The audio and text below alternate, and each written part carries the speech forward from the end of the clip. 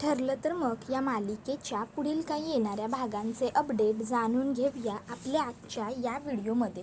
चला तर मग प्रेक्षकांनो सुरुवात करूया आपल्या आजच्या व्हिडिओला.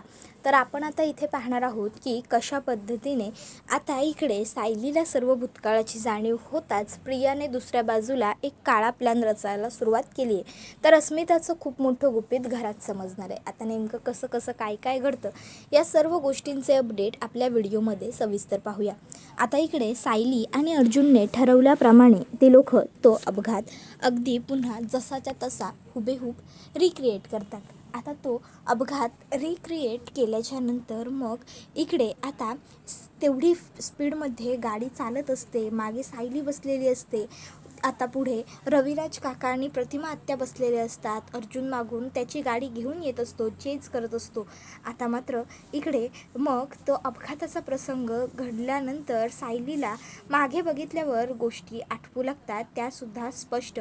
तिला आठवतं ती लोक अर्जुनच्या वाढदिवसावरून येत होती, गाडीचा अपघात झाला, प्रतिमा आत्या रविराज काका बेशुद्ध झाले आणि त्याच्यानंतर मग ती लोक कसे बेशुद्ध झाल्याच्यानंतर इकडे सायली ही मदत मागण्यासाठी पुढे गेली पण त्या लोकांना कोणी सापडलं नाही मदत करणारं. त्याच्यानंतर तिला मधुभाऊ सापडले, मधुभाऊंनी तिला घरी नेलं वगैरे.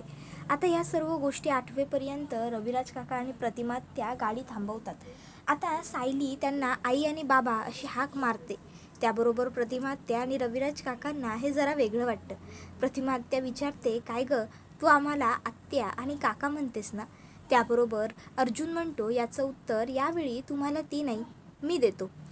त्यानंतर मग अर्जुन सांगू लागतो की काही दिवसांपासून जेव्हा म्हणजे पूर्ण आजीला सायली तन्वी आहे असं वाटत होतं ना, तेव्हा पूर्ण आजीसाठी सायलीने तन्वीचं नाटक केलं होतं. अगदी तेव्हापासूनच सायलीला सतत ती तन्वी असल्याचे भास होत होते. म्हणजे तन्वी करत असलेली प्रत्येक गोष्ट सायली अगदी कळत नकळतपणे पटकन करून जात होती. सुरुवातीला हे तिच्याही लक्षात नव्हतंच येत. घरातलेच तिला सांगायचे की असं तन्वी करायची, तसं तन्वी करायची, हे तन्वी करायची, ते तन्वी करायची. तन्वी सर्व बाजूला सतत आपल्या गोष्टी तन्वीबरोबर मॅच होत आहेत हे कळल्याच्या नंतर मग सायलीच्या मनात प्रश्न येऊन गेला, मी तन्वी तर नाही आहे ना?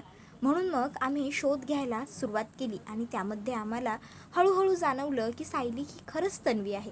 आणि म्हणूनच आम्ही तिचे DNA टेस्ट करायला तर टाकले आहेतच, पण त्याबरोबर सायलीची इच्छा होती की त्यावर सायली म्हणते, मी सांगते.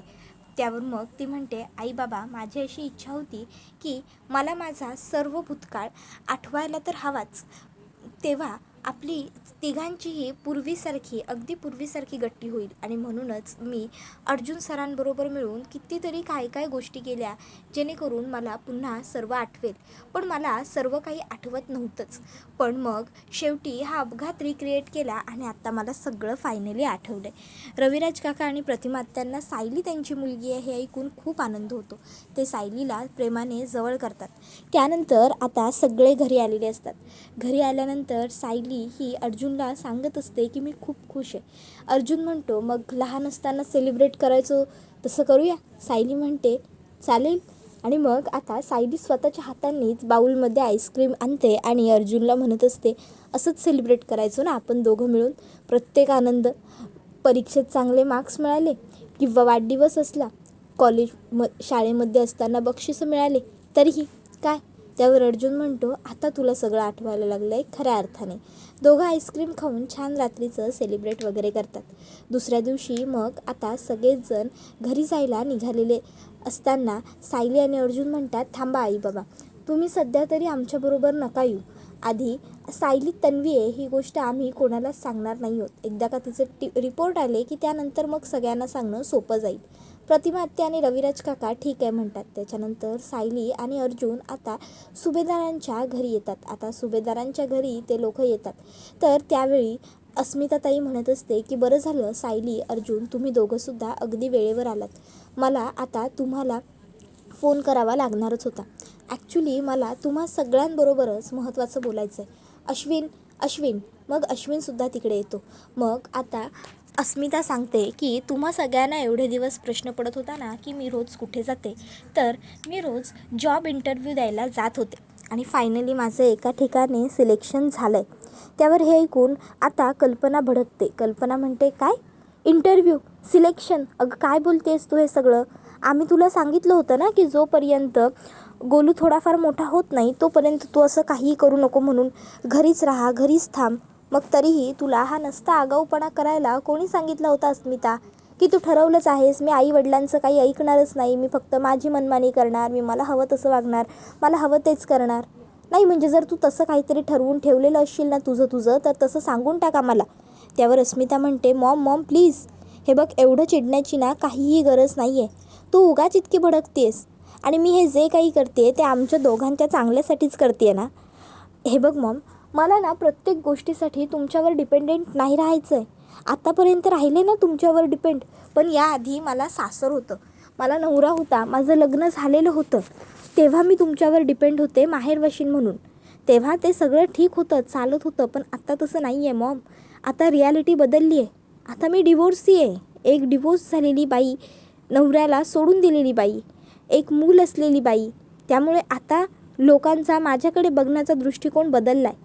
आणि तुम्ही किती दिवस मला पुरणार आहात? तुम्ही किती दिवस माझे असणार आहात, माझ्यासोबत असणार आहात? कधी ना कधी मला माझी जबाबदारी तर घ्यावी लागणार आहेच ना. मग ती आत्तापासून मी घेतली तर काय हरकत आहे? काय फरक पडतो? हे बघ आई, तू जो विचार करतेस ना तो चुकीचा आहे. मी जो विचार करते तो योग्य आहे. त्याबरोबर अश्विन म्हणत असतो, हे बघ अस्मिताई प्लीज, तुला कोण बोललं तू आमच्यावर डिपेंड आहेस किंवा आम्हाला तुझं करावं लागतं आहे किंवा काय काय असं काही नाही आहे. हे बघ अस्मिताताई, we are family, we are each other ना. अगर जर आपणच एकमेकांच्या सोबत नसलो, आपणच एकमेकांच्या अडचणीत उभे नसलो तर मग काय उपयोग? हे बघ अस्मिताताई, आम्ही काय तुला जॉब करू नको, बाहेर जाऊ नको असं म्हणत नाही आहोत. आम्ही फक्त सध्या जाऊ नको असं म्हणते. हे बघ, मम्मा म्हणते तसं गोलू थोडासा मोठा झाला ना, त्याला मॉमची व्यवस्थित सवय झाली की त्यानंतर मग तुला जिथे जायचं आहे तिकडे तू जा. अस्मिता म्हणते, अरे अशी कितीतरी मुलं असतात की ज्यांच्या आया लगेचच कामाला जायला सुरुवात करतात. मुलं जन्माला आली की मग त्या मुलांना होतेच ना त्यांच्या आजीची किंवा घरातल्या इतर लोकांची सवय. गोलूलाही हळूहळू तशी सवय होईल. आणि जोपर्यंत मी सतत त्याच्याजवळ आहे, सतत त्याच्यासमोर आहे, तोपर्यंत नाहीच होणार त्याला सवय. हां, 2-3 दिवस मला मान्य आहे त्रास होईल त्याला, पण नंतर ना आपोआप मी जाते, मी रोज येते घरी परत, मी जाते, मी रोज येते, अशी सवय त्याला झाली की त्याच्यानंतर मग तो स्वतःहूनच समजून घेईल. आणि आता सॅक्रिफाईस करण्याशिवाय पर्याय नाही आहे त्यालासुद्धा, कारण की त्याच्या बापाने सोडून दिलं आहे आम्हाला. त्याबरोबर पुढे ती म्हणत असते, आणि अश्विन तू म्हणतोयस की तुम्ही माझं करताय, तुम्हाला काही वाटत नाही वगैरे. अरे तुम्हाला नसेल वाटत, पण मला वाटतं ना तुमच्याकडे सर्व काही मागताना, प्रत्येक गोष्ट तुमच्याकडे विचारून घेताना. त्यावर मग कल्पना म्हणत असते, अगं अस्मिता, पण तुझे डॅड तुझ्या अकाउंटवर वेगळे पैसे टाकतात की ज्यामधून तू तुला हवं ते घेऊ शकतेस. त्याबरोबर अर्जुनसुद्धा म्हणतो, हे बघ अस्मिताई, आय नो जॉब केला पाहिजेस, पैसे कमवले पाहिजेस, सगळं मला माहिती आहे आणि मान्यसुद्धा आहे. पण सगळ्याची वेळ निघून नाही गेलेली, वेळ पुढे येते. त्यावर अस्मिता म्हणत असते, तुम्ही कुणीही मला सपोर्टच करायचं नाही असं ठरवलं आहे का? नाही, मग तसं असेल ना तर मी तुम्हाला कितीही आणि काहीही समजावलं, अगदी काही तुमच्यापुढे डोकं जरी आपटलं ना तरी तुम्हाला कळणार नाहीच आहे. त्यामुळे मला ना आता तुमचं काही ऐकायचं नाही आहे आणि तुमच्याशी काही बोलायचंही नाही आहे. अर्जुन म्हणत असतो, अस्मिताई अगं तू वाद का घालतेस? तू वाईटच विचार का करतेस? तू असा विचार का करत नाही आहेस की आम्ही सगळे तुझ्या भल्यासाठी बोलतोय, आम्ही तुझ्या चांगल्याचा विचार करतोय म्हणून? हे बघ, जर मॉम आणि डॅड आपले आहेत, ते आपल्याला एखादी गोष्ट सांगत आहेत तर ऑफकोर्स ती गोष्ट आपल्या भल्याचीच असेल ना. आत्तापर्यंत आम्ही सगळ्यांनी तुझ्या प्रत्येक डिसिजनचा रिस्पेक्ट केला आहे. तू सचिनला चान्स द्यायचं ठरवलंस, आम्ही ॲग्री केलो. तू सचिनला डिवोर्स द्यायचं ठरवलंस, आम्ही तुला सपोर्ट केलं. मग आता आम्ही एक गोष्ट सांगतोय तीसुद्धा तुला ऐकायची नाही आहे का? त्यावर अस्मिता म्हणत असते की अरे पण तुम्हाला का कळत नाही आहे मला काय म्हणायचं आहे ते?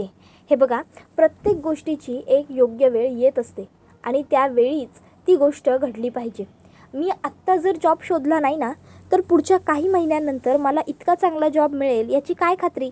मग आता अस्मिताची चिडचिड सायलीच्या लक्षात आलेली असते. मग आता सायली ही लगेचच कल्पनाला आणि घरातल्या सगळ्यांनाच म्हणते, सॉरी पण मी एक मध्ये बोलू का? हे बघा, अस्मिताताईंची मनापासून काम करण्याची इच्छा आहे, त्यांच्या मनात जिद्द आहे. तर आपण कुटुंब म्हणून त्यांना मागे खेचण्याऐवजी सपोर्ट केला तर काय हरकत आहे? आणि बघूयात ना आपण, जर गोलू आपल्याजवळ नाहीच राहिला तर मग काय करायचं ते पुढे ठरवता येईल. पण किमान आपण प्रयत्न केला असं तरी होईल ना. जर आपण प्रयत्नच नाही केले तर कसं चालेल.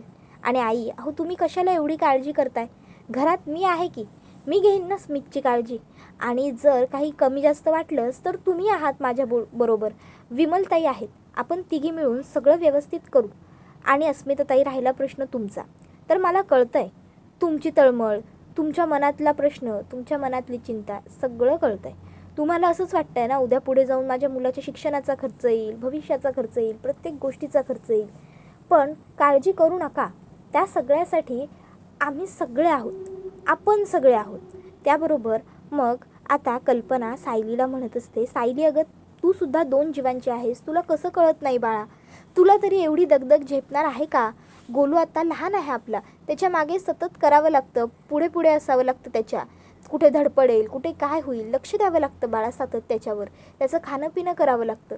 सायली म्हणत असते, आई अहो हो, मला माहिती आहे, मी करेन ना सर्व गोष्टी अगदी व्यवस्थित, तुम्ही बिलकुल काळजी करू नका. आणि राहिला प्रश्न अस्मिताताई तुमचा, तर तुम्ही निश्चिंत निवांत ऑफिसला जा. मी आहे दिवसभर घरात, मी घेईन गोलूची काळजी. आणि जर काही नाहीच जमलं तर मी फोन करेनच की तुम्हाला. त्याबरोबर मग अस्मिताला बरं वाटतं. सायली म्हणत असते, पण जास्त बर्डन घेऊ नका कामाचं, जास्त बर्डन घेऊ नका पैशांचं. होईल सगळं व्यवस्थित, हळूहळू वेळ द्यावा लागेल, हळूहळू गोष्टी सावरायला काळ जातो तेव्हाच सगळं भरून निघतं. आणि मग सायलीच्या या बोलण्यामुळे सगळे घरातले शांत होतात आणि सगळ्यांचे सगळे प्रश्न संपतात. तर दुसऱ्या बाजूला इकडे प्रिया विचार करत असते, मी गर्भवती आहे हे कळल्यानंतर सुद्धा कोणी काहीच रिॲक्ट केलं नाही, मला कोणी काहीच विचारलं नाही. म्हणजे मी प्रेग्नंट आहे हे सुद्धा आता काही महत्त्वाचं उरलेलं नाही आहे कोणासाठी. म्हणजे मला इकडनं बाहेर पडण्यासाठी आता काहीतरी वेगळी खटपट केली पाहिजे, धडपडायला हवं. पण काय करू, इकडनं बाहेर कशी पडू. सचिनच मला ह्या सगळ्यातून बाहेर काढू शकतो.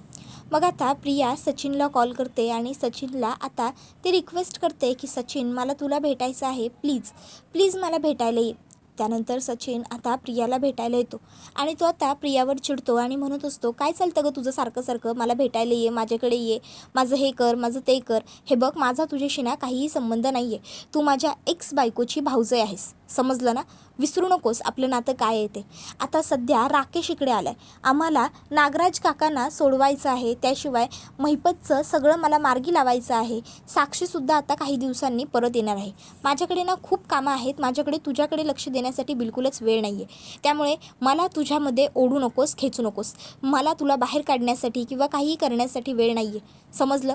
पुन्हा मला कॉल करायचा नाही, मी रिसीव करणार नाही. एवढं बोलून सचिन तिकडनं रागारागात निघून जातो. आता सचिन पटापट बोलता एक गोष्ट बोलून गेलेला असतो की राकेश परत आला. आता राकेशला आणि प्रियाला एकदम माहिती आहे की ते दोघंही सुभेदारांचे शत्रू आहेत. आणि प्रिया हिला हेही माहिती आहे की राकेशला हेही माहिती होतं की ती खरी तन्वी नाही आहे, ती खोटी आहे म्हणून. मग आता इकडे लगेचच प्रिया काय विचार करते, आमचा शत्रू एक आहे, शेवटी शत्रूचा शत्रू आपला मित्र, ही गोष्ट मी राकेशला पटवून द्यायला हवी. आणि राकेशने जर ठरवलं तर नक्कीच तो मला तुरुंगाच्या बाहेरही काढू शकतो. मी त्याला सांगेन की मी सुभेदारांना उद्ध्वस्त करेन, सुभेदारांना बर्बाद करेन, हे करेन ते करेन, मग तो मला सहज बाहेर काढू शकतो. हो, राकेश हा एकच उत्तम पर्याय आहे माझ्याकडे या सगळ्यातून बाहेर पडण्यासाठी. जर मला राकेशने मदत करायचं ठरवलं ना, तर मग सध्या तरी मला तुरुंगात कोणीही डांबून ठेवू शकत नाही. पण आता मी राकेशपर्यंत पोहोचू कशी, त्याच्याशी संपर्क करू कसा. नागोबाला तर सगळं माहीत असेलच, पण तरीही तो काही मला सांगणार नाही आहे. मलाच काहीतरी धडपड करावी लागणार आहे. पण काय करू, राकेशला कॉन्टॅक्ट करू कसा, असा विचार प्रियाच्या डोक्यात सुरू असतो. तर दुसऱ्या बाजूला इकडे आता अर्जुन आणि सायली हे मंदिरात आलेले असतात. सायलीला सर्व भूतकाळ आठवला म्हणून देवयाईचे आभार मानतात. त्यानंतर अर्जुन सायलीला म्हणतो, झालं ना सगळं बायको तुझ्या मनासारखं, की अजूनही काही आडी आहे तुझ्या मनात. सायली म्हणते, नाही, आता झालं आहे सगळं माझ्या मनासारखं. खरंच त्यावेळी अर्जुन आणि सायली पुन्हा एकमेकाला अगदी लहान असताना मिठी मारायचे तशीच मिठी मारतात. त्याबरोबर हा व्हिडिओ इथेच संपतो. व्हिडिओ आवडला असेल तर व्हिडिओला लाईक करा, चॅनलवर नवीन असाल तर चॅनलला सबस्क्राईब करा आणि बेल आयकॉन आठवणीने प्रेस करा, जेणेकरून तुम्हाला पुढच्या प्रत्येक व्हिडिओचं नोटिफिकेशन मिळत जाईल आणि सर्व व्हिडिओंचा आनंद हा अगदी उत्तम पद्धतीने घेता येईल. चला तर मग प्रेक्षकांनो, आजच्या पुरतं इथेच थांबूया. पुढचा व्हिडिओ येईपर्यंत टाटा बाय बाय, धन्यवाद. Take care all of you.